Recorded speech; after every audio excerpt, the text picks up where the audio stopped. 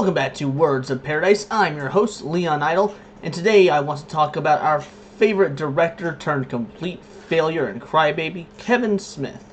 He used to be truly one of the greatest in my opinion. Clerks, probably the single movie I've seen more than any other in my life. Dogma, one of the most poignant and hilarious religious comedies of all time. Even his non-Views universe stuff like Tusk, while I've only watched it twice because man, that movie is a lot, will stick with me the rest of my life. Red State is another good film. Yeah, he's had his misses like Cop Out and, well, anything recent. And now he's most known on the internet for crying at every superhero movie ever, every Star Wars movie ever, and ruining He-Man. So let's take a look at this article that states, Kevin Smith supports James Gunn amid backlash and DC changes. Because of course he does. The thing about Kevin Smith is he really did used to be one of us. Sold his comic book collection to live his dream of being a filmmaker, and that paid off, and for a long time he was the Hollywood underdog. But now he's just another Hollywood elitist who thinks he knows more than everybody else, while still putting on the guise of being one of us. Let's go through here. Kevin Smith has spoken out in complete support of DC Studios head James Gunn when asked about the current state of DC films. And this right here is proof. He really wants his shot at making a DC movie, making a Batman or a Superman film. So he's going to cozy up to James Gunn and say, of course I support you. Please, give me anyone. I'll take Mr. Mxyzptlk if you got him. Kevin Smith is speaking out in support of DCU's new co-head, James Gunn. With the DCU canceling projects left and right, James Gunn has been outspoken about the many changes the DC slate will need going forward. Alongside Peter Safran, Gunn is serving as co-chair and co-CEO of DC Studios, leading the company's television, film, and animation divisions and reporting directly to new head of Warner Bros. Discovery, David Zaslav. Well, you guys all know my opinion on the James Gunn takeover. I thought it could be great at first, then immediately was soured by his firing of Henry Cavill, likely not bringing back Ben Affleck, likely firing Gal Gadot, the list goes on. While the announcement of Warner Bros.' new plan brought backlash, a fellow director, Kevin Smith, has stepped forward in support of James Gunn. Smith, known for his work on Clerks, Comic Book Men, and Masters of the Universe Revelation, he's certainly known for that one alright, is also a comic book fan and has considerable experience in the film industry. On his podcast, Fat Man Beyond, transcribed via comic book, Smith details why he approved of Gunn's stoic response to the outcry of the fanbase. Here's Smith's full quote below. Should I try and do this in a Kevin Smith impression? Smog bless him! I saw him just sticking to his guns. He's like, look, I know people are getting to... Okay, yeah, I can't do it. I'll continue. He's like, look, I know people are going to be mad. I know that people are trying to call for my death and shit, but I'm not going to be moved by people saying mean things. We have a plan, and there will be a period of transition, but we're going to get there. That dude is, remember the book, You're a Better Man Than I Am, Gunga Din? I would crumble. Mark, you saw me last week. Somebody was like, you should have died from that heart attack. And for fucking 20 minutes, I was all, makes crying face. James Gunn is at the epicenter of far more fucking firepower and hate than I've ever been. Even with Masters of the Universe, believe it or not. And he's the picture of grace under pressure. And not in a shitty, combative way. Really? Because he was all like, oh, I heard you got out of your mom's basement. Like, he's kind of been combative, but okay. He's giving real responses to questions, like news is coming out of this. I see so many news pieces from his tweets and whatnot. He's brave, man, he's brave. Good thing they didn't pick me to do that job. The moment someone was like, you're an asshole, I would have been like, Peter, I quit. James Gunn and Peter Safran have been handed the full reins of the DC Universe, with complete control over the studio. It has led to some shocking decisions, such as the Wonder Woman 3 cancellation, and the subsequent exit of director Patty Jenkins from the DCU. Other beloved DC stars, like Henry Cavill, will no longer appear in future projects, and Black Adam 2 has also been canned. The entire future of DC's film and TV slate is in complete flux thanks to these recent changes. And we're not going to get a good product because of it. Just like Star Wars, just like Marvel Phase 4, people just don't care anymore.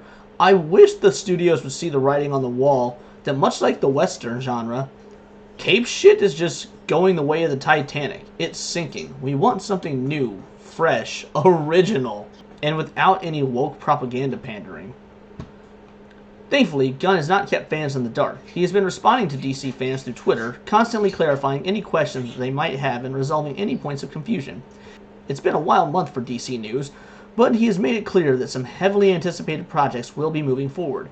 Details show that Blue Beetle will still hit theaters on August 18, 2023, so studio turnover will not be halting the project. Oh, yes, the movie that everyone is clamoring for, Blue Beetle. Honestly, it sounds like a Herbie the Love Bug spinoff.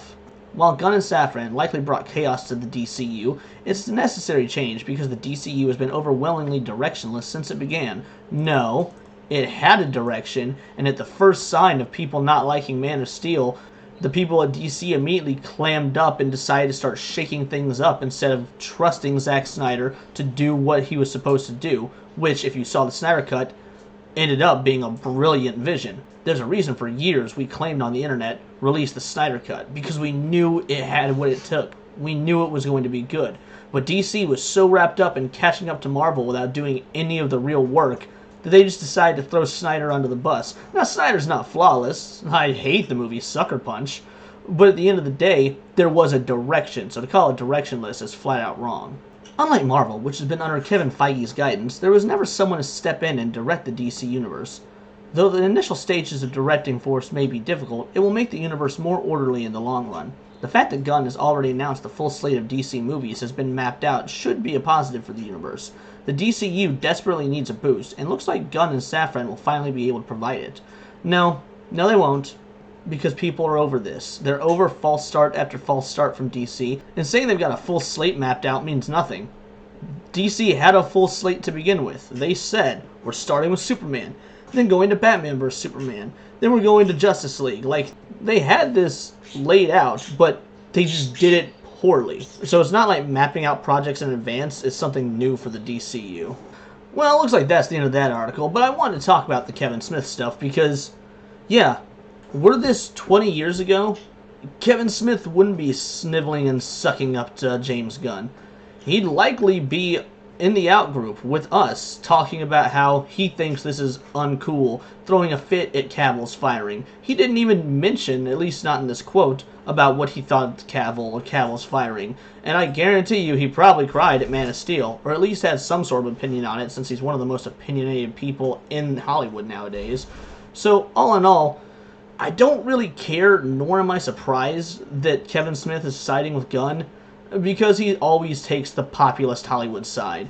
That's the worst part about this, is Kevin Smith's fall from grace for the fans. Because used to, he was one of us. He was the guy that somehow slipped through the cracks and made it there. That can't happen nowadays. Not unless we're talking about in the indie film scene. Kevin Smith started in the indie film scene and almost immediately broke into major Hollywood.